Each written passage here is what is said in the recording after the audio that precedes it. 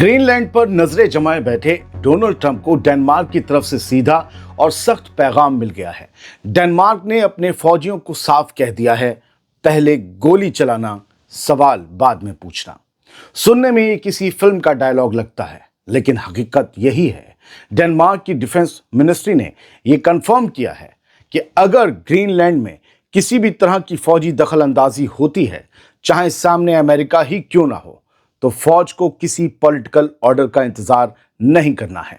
हमला हुआ तो उसी वक्त जवाब देना है। डेनमार्क में यह हुक्म कोई नया नहीं है, बल्कि यह हुक्म साल 1952 से चला आ रहा है और आज भी पूरी तरह से लागू है।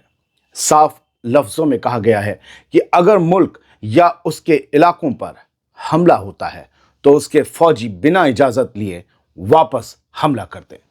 लेकिन मौजूदा हालात में फिर से दिए गए इस बयान की अहमियत इसलिए और बढ़ जाती है क्योंकि हाल ही में डोनाल्ड ट्रंप ने खुलेआम कहा था कि ग्रीनलैंड को कब्जे में लेने के लिए मिलिट्री ऑप्शन अब भी हमारी टेबल पर है और ये हमेशा मौजूद रहेगा। याद रखिए दोस्तों, डेनमार्क नाटो का फाउंडिंग मेंबर है और आज उसी नाटो के सबसे ताकतवर मुल्क अमेरिका को ये खुली धमकी दी गई है।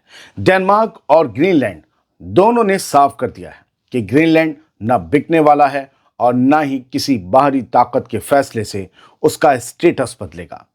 ग्रीनलैंड अमेरिका के करीब जरूर है, लेकिन है डेनमार्क रियासत या डेनमार्क साम्राज्य का हिस्सा, और इस बार डेनमार्क पीछे हटने के मूड में बिल्कुल नहीं दिखा। फिलहाल किसी मदमस्त हाथी की तरह अपनी ही धुन में कहीं भी हमला बोलने निकले डोनाल्ड ट्रंप के लिए डेनमार्क की ये धमकी इस बात को सोचने पर मजबूर कर देती है कि क्या अमेरिका अपने फौजियों के खून की कुर्बानी देने के लिए पूरी तरह से तैयार है। अब एक और अहम खबर, इससे आप इत्तेफाक रखें ना रखें, मैं खबर पास ऑन कर रहा हूं।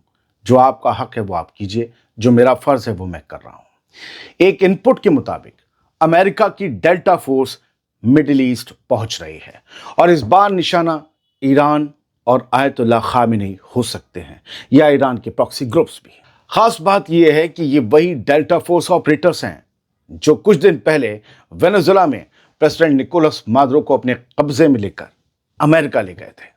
अब जैसे जैसे ईरान में जारी क्राइसिस तेज हो रहा है, प्रोटेस्ट तेज हो रहे हैं, वैसे वैसे कथित तौर पर सो कॉल्ड डेल्टा फोर्स की यही यूनिट मिडिल ईस्ट की तरफ रीपोजिशन की जा रही है। दावे के मुताबिक अमेरिका के 1 दर्जन से ज्यादा स्ट्रैटेजिक एयरलिफ्टर्स अटलांटिक पार करके ब्रिटेन पहुंच चुके हैं और फिर वहां से वो पूरब की तरफ बढ़ गए।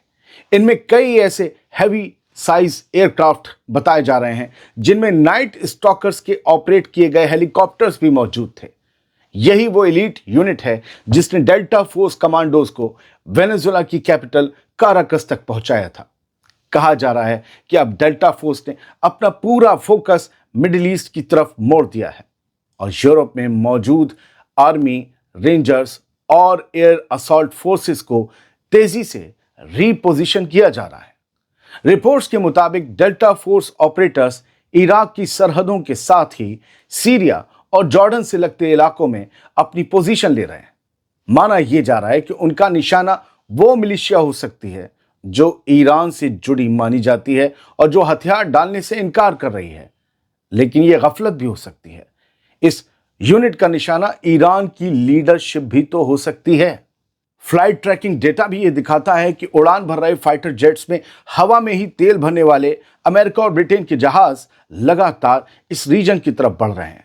इसी दौरान 2 रोज पहले ग्रीस और साइप्रस के एयर स्पेस में अचानक ब्लैकआउट देखा गया था, जिसे लेकर कहा यह जा रहा है कि इसके जरिए अमेरिका के एसेट्स के मूवमेंट को छुपाने की मदद ली गई। क्या अमेरिका भारी जंगी साजो सामान पहुंचा रहा है ईरान के करीब, इराक सरहद पर, सीरिया में? इराक के मिलिशियाज को कंट्रोल करना है ये कहा जा रहा है, लेकिन इराक और ईरान की तो सरहदें मिली हुई हैं। हर एंगल से, हर शक के साथ खबर को सोचना तो चाहिए। इसके अलावा ईरान के साहिल के पास अमेरिकी इंटेलिजेंस एयरक्राफ्ट लगातार ऑपरेट कर रहे हैं। वहीं सेंटकॉम का कमांडर लंबा सफर तय करके बहरीन पहुंच चुका है। याद रहे कि पिछले हफ्ते डोनाल्ड ट्रंप ने साफ लफ्जों में कहा था कि अगर ईरान में प्रोटेस्टर्स मारे गए तो अमेरिका पूरी तरह से तैयार है, वो ईरान में दखल देगा। दोस्तों, जब ये धमकी ट्रंप की तरफ से दी गई थी, उस वक्त मौतों की तादाद सिंगल डिजिट में थी, 8 या 9 मौतें हुई थी, लेकिन अब ये फिगर 35 तक या 40 तक पहुंच चुकी है। यानी हालात पहले से ज्यादा खराब हैं। अब सवाल ये नहीं है कि ये इनपुट 100% कंफर्म है या नहीं। सवाल ये है कि इतने सारे सिग्नल एक साथ क्यों सामने आ रहे हैं। ईरान के लिए ये इनपुट बेहद सीरियस, खतरनाक और नजरअंदाज ना किए जाने वाला है। ये कोई मामूली अफवाह नहीं है, बल्कि ऐसा शोर है जो पावर सर्कल्स के आसपास साफ साफ सुनाई दे रहा है। ये एक खतरनाक इनपुट है। बहुत से लोग इस पर यकीन नहीं करेंगे, लेकिन ईरान के एतबार से इस खबर को हल्का लेना भी बड़ी भूल होगी। हमारे लिए दावा नहीं, खबर अहम होती है। हम एक खबर आप तक पहुंचा रहे हैं। दावा कितना सच है, कितना झूठ नहीं पता। यह खबर 8 जनवरी के दिन मारियो नोफल नाम के एक सोशल मीडिया एक्टिविस्ट ने भी शेयर की, जिनके एक्स अकाउंट पर करीब 2.25 मिलियन फॉलोअर्स हैं। मारियो नोफल एलन मस्क से लेकर दुनिया की बड़ी बड़ी शख्सियतों के इंटरव्यू कर चुके हैं, इसलिए उनके दिए गए इनपुट्स को पूरी तरह नजरअंदाज करना समझदारी नहीं होगी, और एक्स पर इतने फॉलोअर्स आसानी से नहीं मिलते। फिलहाल कुछ कहा नहीं जा सकता कि क्या होगा। ईरान कोई हलवा नहीं है, वो वेनेजुएला तो बिल्कुल नहीं है, लेकिन अमेरिका और डोनाल्ड ट्रंप इस मौजूदा वक्त में जिस तरह से पूरी दुनिया को हैरान कर रहे हैं अपने फैसलों और अपने कदमों से, उसके मद्देनजर किसी भी सिनेरियो को हल्के में लेना आंखें बंद करके ये कहने जैसा होगा कि हमारी नजर से एक चीज भी बच नहीं सकती। हमारी नजर हर एक चीज पर है। गफलत में नहीं रहने का। 2-3 चीजों को मैं जोड़ रहा हूं और आप उससे जो खबर बताई उसे लिंक कर लीजिएगा। Iran Iraq military officials discuss boosting cooperation, और ये डिफेंस और सिक्योरिटी कॉपरेशन की बात हो रही है। ये बूस्ट कर रहे हैं, ठीक है। ईरान इराक के मिलिट्री ऑफिशियल्स मिल रहे हैं।